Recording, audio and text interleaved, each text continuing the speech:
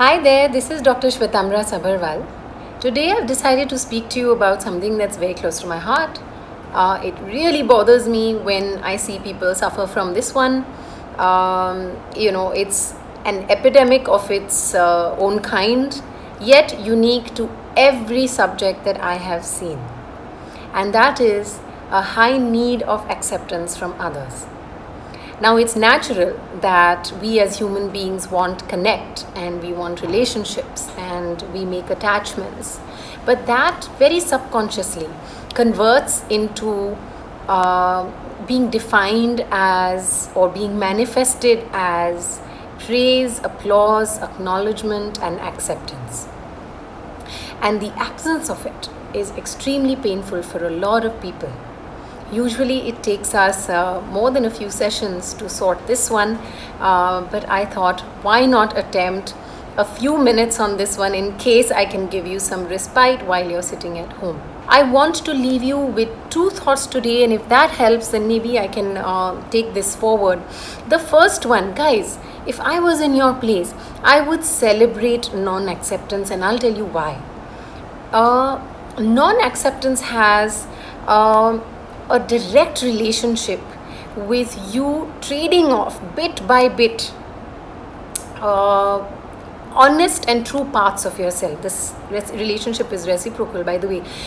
So the more you're getting accepted and managing to please others for that acceptance and love and applause, the more you're trading off of your honest self, and I feel that is absolutely not worth it.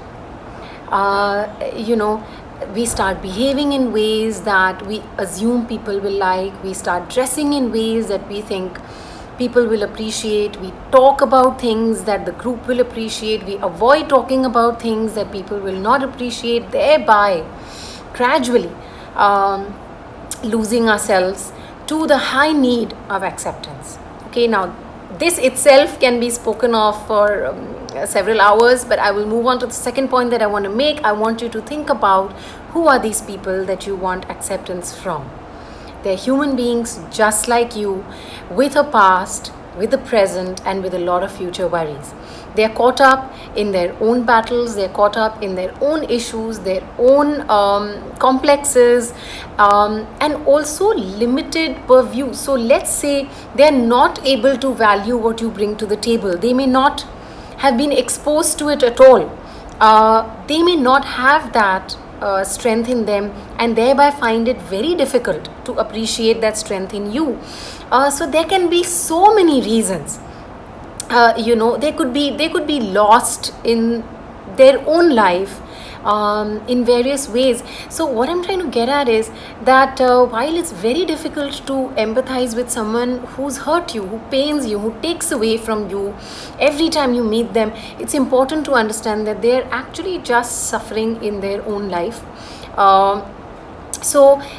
For us to put the reins of our happiness, health, and functionality and self-worth in their hands, we don't deserve that.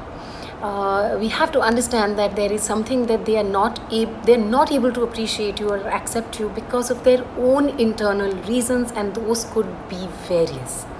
So with these two bits, I'd like to end this topic that I agree that we can talk a lot more about. I'm happy to take feedback. I'm happy to talk to you about this. But until then, please take care, not just of your body, but also of your mind. Thanks for listening.